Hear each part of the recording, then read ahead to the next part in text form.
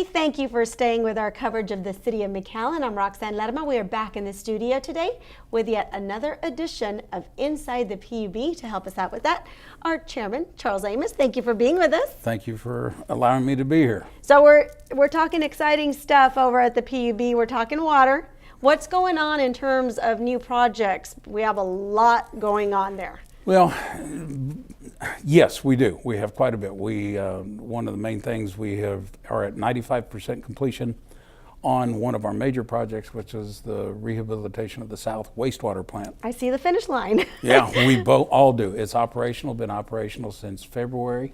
We had a few little challenges, as any new facility does, but most of those have been ironed out, and we haven't had any major problems whatsoever, and we're looking forward to finishing that punch list and making sure it's complete.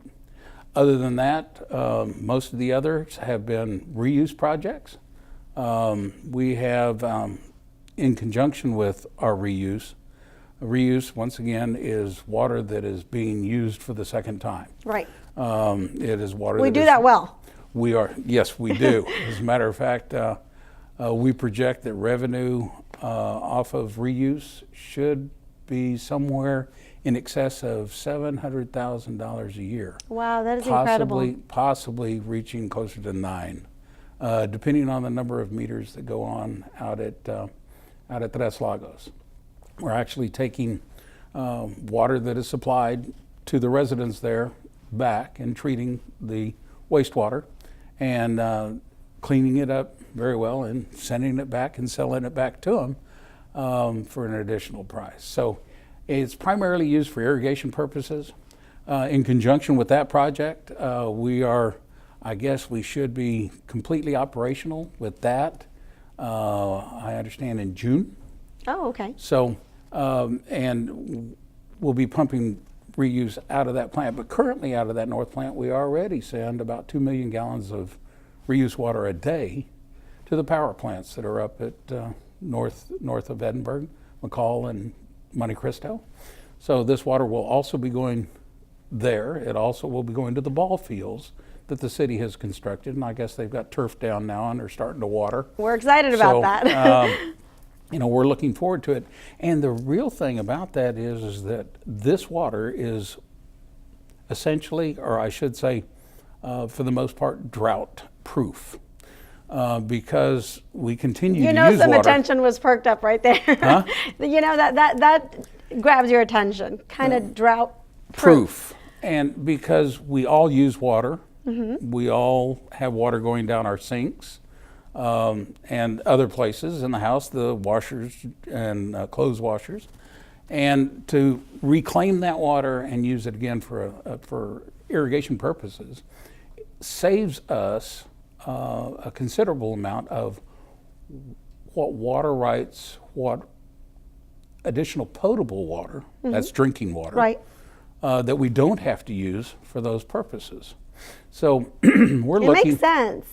Well, we're looking at millions of gallons of water a year. Currently, the reservoir levels are at about 65%. And the Supreme Court made a decision that we'll ought to get a little bit more water coming down through El Paso down the Rio Grande. Okay. But once again, 95% of the water that we receive at Amistad and Falcon comes off the mountains of Mexico. So we're very dependent on that. We're very dependent on rainwater in that watershed. And the only thing in Texas is the Pecos and the Devil's River up by Del Rio. Saving that water for other purposes, other communities, and utilizing reused water will be, I'm going to say, a boon for us, and it's another revenue stream for the utility. And all we had to do is do what we do, and that's clean things up. So we do it well. And we do. Yeah. We have, that's one of the things that we have not had any complaints. Unlike many other communities throughout the state, they've had their problems with water and contamination in water, and been cited by the powers that be. But we thankfully have stayed on top of that to where we have not had any bad reporting Right. whatsoever. So we pride ourselves in that, and I know that the rest of the board does also. And working together as a team, we can continue to do that. We've talked about the North Wastewater Treatment Plant. We've got some other modifications that will be happening up there to make it more effective and more efficient. We've got a small project that's going to add an additional 4 MGD of capacity for potable water at the South plant. Okay, so north and south, we're working. And then out of the South wastewater plant, we'll be taking basically the spine of our reuse distribution, basically from that plant to a 29th Street alignment up to the convention center. And at the convention center, it'll be used for irrigation. It'll be used for, or can be used for the outside chilling units for the large air conditioning systems at some of those locations. It's going to go right by Escondón Park, which will provide additional water capability for that area. We'll also be close to, or at least within shouting distance of Airport Park. And in between Airport Park and Escondón's another large area that is a walking trail in a community that we're going to be taking care of. So we keep looking for places that we can provide reuse water, and eventually that south side is going to get up to Rowe High School and a few of the other areas. Mac High, one way or another, will be there at some point in time, and hopes of enabling them to do at a much lower cost.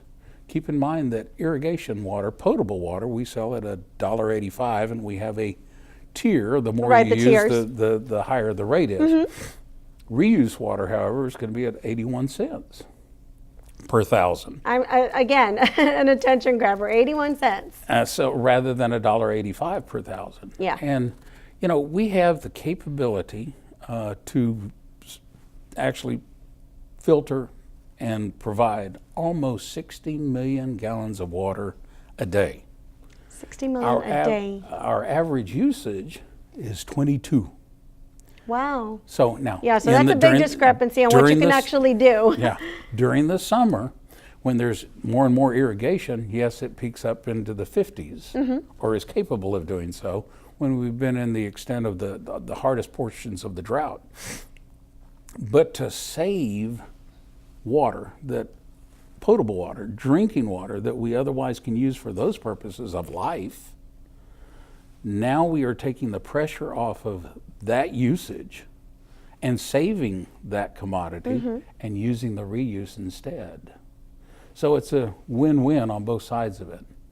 Now, we've talked about the north going to both of the parks. There's planning to go on down, I'm going to say the bicentennial alignment, eventually getting to the schools and the detention areas that are down at Morris and down Trenton to Trenton.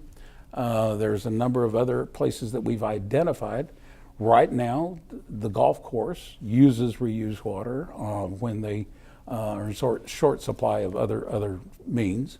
And so, we're trying to utilize that instead of potable water as much as we can.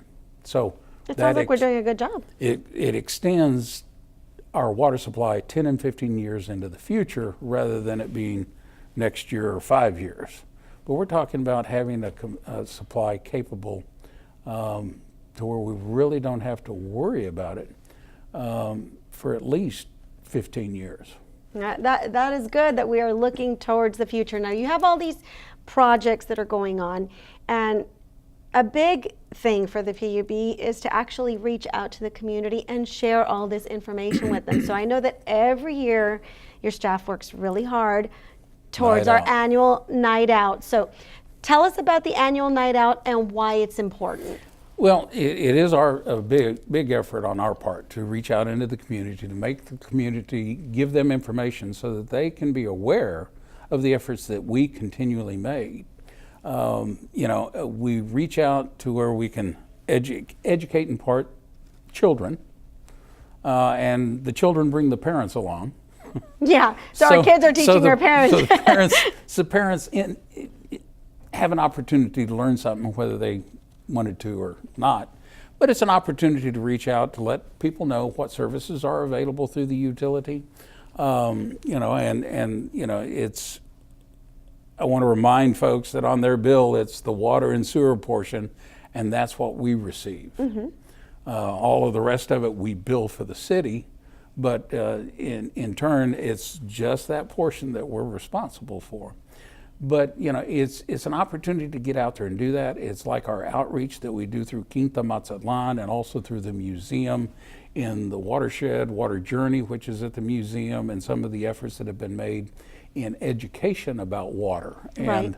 And we actually were in conjunction with Quinta Mazatlan sponsored a video that was done by, I believe it was Richard Moore, a couple of years ago, which talks about all of the water and how the benefits come down the river. So, we're looking at all these things in an outreach opportunity, people to ask questions.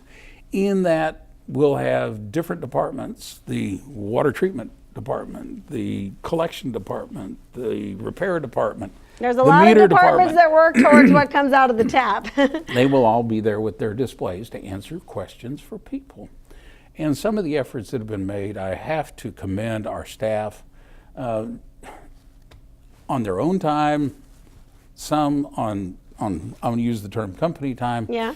They have come up with displays and efforts to communicate this information to the community, and some of them are very elaborate, showing how wastewater collection works and how the groundwater works. I know if you haven't been to one, it's really a cool thing. They even have like little Plinko type things. You play your games, if you do your trivia.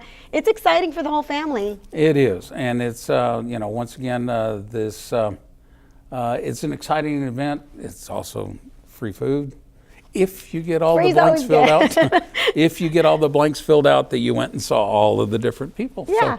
So it's one way for us to reach out into the community and give them the opportunity to give us feedback on a more regular basis. And I'm hoping that possibly we can do some town halls at some point in time in the not too distant future. Oh, great.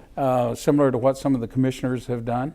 I had the thought of maybe a roundtable discussion with all of the board members at some point in time, so that the citizens can understand the big picture that we look at. We look at today very astutely, and we look at tomorrow and next week and next month and next year and 15, 25 years into the future, or at least try to see where the growth patterns are, so we can meet the demands and the needs for our community. Under the radar, nobody knows we're there. but that's why we're inside the PUB, so we can tell them. Yes. So, all of the board members, Tony Aguirre is the senior member on the board. Yeah. I'm the next. Ernie's got about 8 years, or coming up on 8 years. And then Albert Cardenas. I mean, we've all truly embraced what we do because we enjoy it. And it's something that I want to commend each and every one of our board member and our staff. We have an incredible staff. Yes, you do. That works tirelessly in a lot of cases. Sometimes it creates inconveniences because of repairs and some of the things we have to do. Bear with us. But we try and we invest money in replacing old infrastructure as well as planning for the future. And taking care of the old infrastructure and replacing it before it's a disaster is what we plan on doing. One other major project, we just completed a line that runs from 12th and Beach, or 16th and Beach, downtown McAllen, all the way out to 29th Street, and that's one of the oldest lines in McAllen, and it's now been replaced, and that lift station that's there has been abandoned. Well, if you didn't know that it was replaced, it was good. Then we did it right. Well, there was some inconveniences on the route when they were burying the pipe, but those are the types of things that we try to minimize. Another one was a sewer line that went west on Violet. Everybody that lived out in that area I want to thank them for their patience and understanding as we got the project completed, but it opens up new areas and better facilitates existing infrastructure. So that's what we do. All right. right. Well, Chairman, thank you for being with us. Thank you. Thank you for planning for the future. Yes, ma'am. Water's life. It is, and it is, it's one of those essential things that we often overlook. All right. Well, yeah, you have to come back and visit us in a couple of months. We would love to do so. All right. Thank you. We thank you for watching this edition of Inside the PUB for the City of McAllen. I'm Roxanne Lerma.